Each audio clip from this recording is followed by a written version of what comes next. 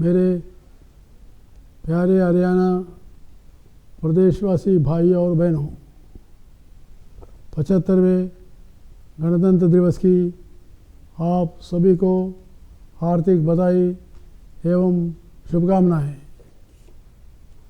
हमारे भारत देश की आज़ादी के संघर्ष हेतु भारत के महानतम स्वतंत्र सेनानी जैसे रानी लक्ष्मीबाई, शहीद आजम सरदार भगत सिंह, राजगुरु सुखदेव, लाला लाजपत राय, शहीद उधम सिंह, नेताजी सुभाष चंद्र बोस, महात्मा गांधी, पंडित जवाहरलाल नेहरू, बाल गंगाधर तिलक, सरदार वल्लभ भाई पटेल, लाल बहादुर शास्त्री, चंद्रशेखर आज़ाद, वीर सावरकर, एन.वी. सेन, राव तुलाराम, पंडित नेकीराम शर्मा, सर छोटूराम व जाने अनजाने हजारों देशभक्तों ने बलिदान दिया और त्याग किया। मैं सभी वीर शहीदों और महापुरुषों को नमन करता हूँ। हमारे स्वतंत्रता सेनानियों ने जिस स्वतंत्र, शक्तिशाली व महान भारत के सपने संजोए, आज़ादी के बाद उसको पूरा करना हर भारतवासी का कर्तव्य बन गया। उनके सपनों को साकार करने के लिए प्रशासनिक व राजनीतिक व्यवस्था होना ज़रूरी था। इसी व्यवस्था को कायम करने के लिए भारत रत्न डॉक्टर बाबा साहेब भीमराव अंबेडकर ने संविधान की रचना की और 26 जनवरी 1950 को देश में संविधान लागू हुआ। आज संविधान के अनुरूप माननीय प्रधानमंत्री श्री नरेंद्र मोदी जी के नेतृत्व में देश दिन दोगुना रात चौगुना प्रगति कर रहा है।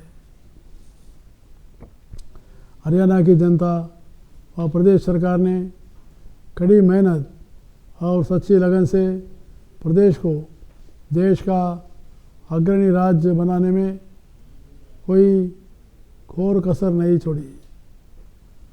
प्रदेश की तरक्की के लिए राज्य की जनता व राज्य सरकार बधाई के पात्र है।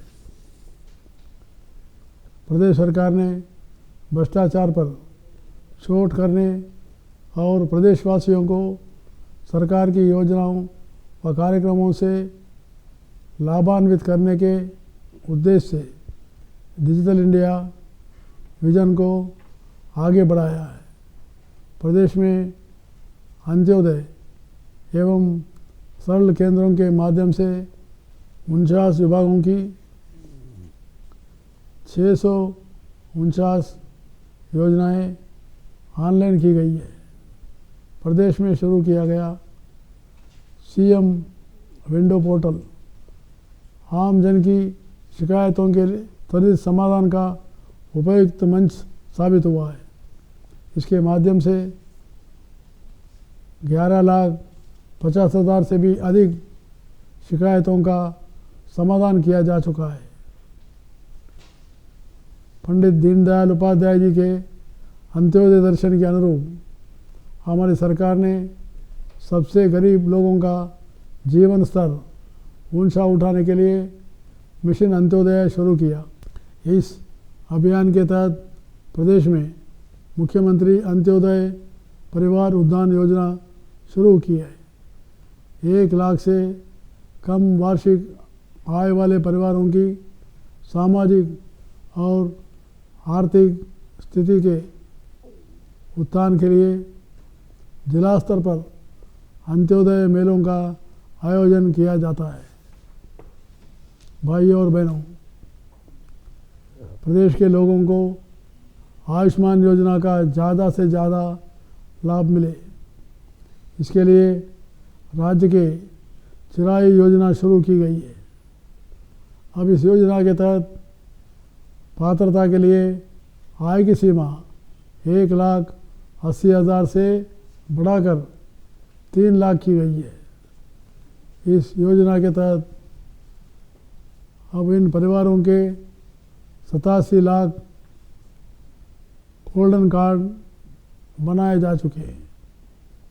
चिरायु योजना के तहत 8,50,000 मरीजों के इलाज के लिए लगभग 2,000 करोड़ रुपए के क्लेम दिए गए। यह योजना कैशलेस और पूरी तरह पेपरलेस है। इस योजना के तहत प्रदेश में कुल 1,128 अस्पताल सूचीबद्ध है, जिससे 618 निजी अस्पताल और 510 सरकारी अस्पताल शामिल है। ज़रूरत पड़ने पर व्यक्ति इन सब अस्पतालों में अपना गोल्डन कार्ड दिखाकर स्वास्थ्य सुविधाओं का लाभ उठा सकता है। माननीय राष्ट्रपति श्रीमती द्रौपदी मुर्मू जी द्वारा प्रदेश में प्रारंभ की गई निरोगी हरियाणा योजना के तहत प्रदेश में हर 2 वर्ष के अंदर एक बार सभी लोगों के स्वास्थ्य की जांच की जाएगी। हरियाणा अंत्योदय परिवारों से संबंधित सभी व्यक्तियों की बड़े पैमाने पर व्यापक स्वास्थ्य जांच करने वाला भारत का पहला राज्य है। इस योजना के अधीन 33,67,372 लाभार्थियों की जांच की जा चुकी है तथा 2,02,04,097 लैब परीक्षण किए जा चुके हैं। लोगों को सरकारी योजनाओं व कार्यक्रमों का लाभ घर द्वारा परिदेन के लिए परिवार पहचान पत्र कार्यक्रम चलाया जा रहा है। सभी सरकारी योजनाओं को पोर्टल से जोड़ जा रहा है। कोई भी व्यक्ति परिवार पहचान पत्र का संख्या नंबर बताकर व अंगूठा लगाकर सेवा का लाभ ले सकता है। राज्य में कृषि क्षेत्र के विकास और किसान हितों को मद्देनज़र रखते हुए बोनांजा योजनाएं व कार्यक्रम शुरू किए गए। प्रदेश में किसानों के लिए फसल बीमा योजना लागू की गई है। किसानों को खेती की नई तकनीकों के प्रति प्रोत्साहित करने के उद्देश्य से प्रगतिशील किसान योजना के तहत राज्य व जिला स्तर पर 50,000 रुपये से 5 लाख रुपए तक की पुरस्कार देने की व्यवस्था की गई है। प्रधानमंत्री किसान निधि योजना के तहत प्रदेश में 19,94,000 किसानों को 15 किस्तों में 4,956 करोड़ 9 लाख रुपए की राशि प्रदान करी गई है। किसानों की सिंचाई की ज़रूरतों को पूरा करने के लिए सभी ठेलों पर पानी पहुंचाया गया है। सरकार की इन योजनाओं और किसानों की मेहनत की बदौलत राज्य की इंडिया एग्रो बिजनेस अवार्ड मिला है। इस प्रकार से खाद्यान्न उत्पादन में हरियाणा का देश में दूसरा स्थान है। हमारे किसानों ने खाद्यान्न उत्पादन के साथ साथ दूध उत्पादन में नए रिकॉर्ड कायम किए हैं। प्रदेश में वार्षिक दूध उत्पादन 119,65,000 टन तक पहुंच गया है। अब प्रति व्यक्ति प्रतिदिन दूध की उपलब्धता 1099 ग्राम हो गई है।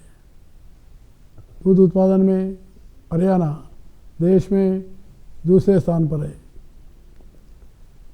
मेरी सरकार ने ग्रामीण क्षेत्रों की डिजिटल बनाने के लिए ग्राम दर्शित पोर्टल शुरू किया है। गांव में शहरों जैसी सुविधाएं विकसित करने के लिए हरियाणा स्मार्ट ग्राम प्राधिकरण का गठन किया गया है। ग्रामीणों को उनकी संपत्ति का मालिकाना हक देने के लिए सभी गांवों को लाल डोरा मुक्त करने की योजना चलाई है। इस योजना को बाद में प्रधानमंत्री स्वामित्व योजना के नाम से पूरे देश में लागू किया गया है। हरियाणा के आज पर्याप्त बिजली उपलब्ध है। कृषि की उत्पादन लागत को कम करने और कृषि गतिविधियों को आर्थिक रूप से लाभ प्रदान बनाने के लिए किसानों को सस्ती दरों पर बिजली आपूर्ति की जा रही है। प्रदेश में मेरा गांव जगमग गांव योजना के तहत सभी ग्रामीण क्षेत्रों में 1710 फीडर के 5798 गांवों को 24 घंटे बिजली आपूर्ति की जा रही है।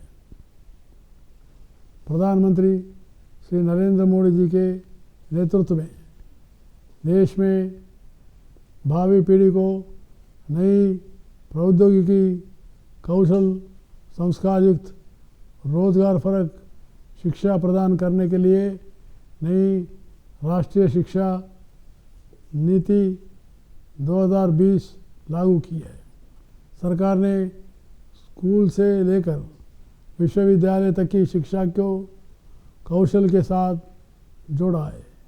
प्रदेश सरकार द्वारा शिक्षा के क्षेत्र में अनेक क्रांतिकारी सुधार किए गए। सुपर 100 कार्यक्रम के तहत सरकारी स्कूलों में मुफ्त कोचिंग सेंटर खोले गए। युवाओं को नौकरी के लिए बार बार आवेदन करने और परीक्षा देने के झंझट से छुटकारा दिलाने के लिए मेरी सरकार ने एकल पंजीकरण और कॉमन पात्रता परीक्षा का प्रावधान किया गया है। प्रदेश में महिला सुरक्षा के लिए और अधिक प्रबंध किए गए।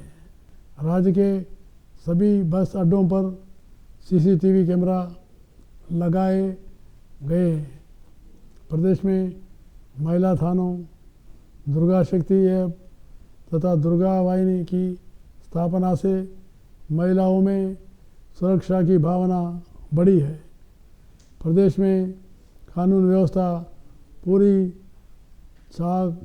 चौबंद की गई है।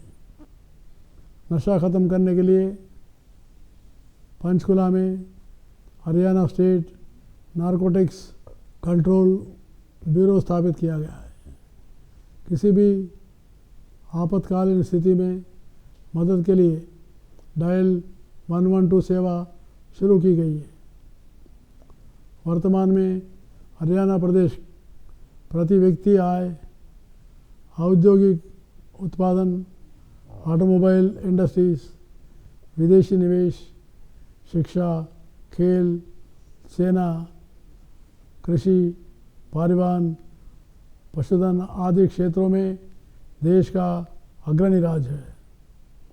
प्रदेश को विभिन्न उत्पादों में आत्मनिर्भर बनाने के उद्देश्य से एमएसएमई के लिए नए विभाग का सृजन किया गया है।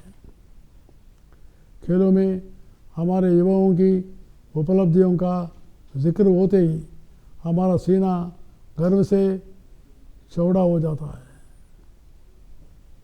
कॉमनवेल्थ गेम्स बर्मिंघम इंग्लैंड में भाग लेने वाले देश के 210 खिलाड़ियों में से 42 खिलाड़ी हरियाणा प्रदेश के थे। इस स्पर्धा में देश को प्राप्त कुल 61 पदकों 22 स्वर्ण 16 रजत तथा 23 कांस्य पदकों में से 20 पदक 9 स्वर्ण 4 रजत तथा 7 कांस्य पदक हरियाणा प्रदेश के खिलाड़ियों द्वारा प्राप्त किए गए। इन पदक विजेता प्रतिभागी खिलाड़ियों को प्रतियोगिता से पूर्व तैयारी हेतु 2,05,000 रुपये की अग्रिम राशि तथा मुआवजा इनाम राशि सहित कुल 25 करोड़ 80 लाख रुपये की राशि प्रदान की गई है। वर्तमान में राष्ट्र के कल्याण एवं उद्यान में समर्पित विकसित भारत जनसंवाद संकल्प यात्रा का शुभारंभ भारत के माननीय प्रधानमंत्री श्री नरेंद्र मोदी जी ने गत 15 नवंबर 2023 को आदिवासी बहुमूल्य क्षेत्र झारखंड के खूंटी जिले में किया गया है।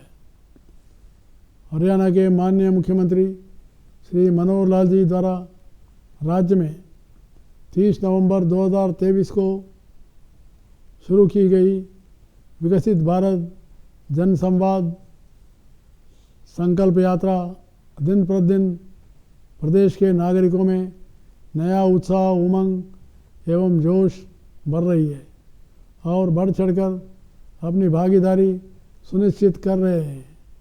इस यात्रा के दौरान आयोजित कार्यक्रमों में परिवार पहचान पत्र, निरोगी हरियाणा प्रधानमंत्री उज्ज्वल योजना, आयुष्मान हेल्थ कार्ड, प्रधानमंत्री जीवन सुरक्षा योजना इत्यादि के स्टॉल्स लगाकर अधिक से अधिक नागरिकों को जानकारी व सुनिश्चित उपलब्ध करवाई जा रही है।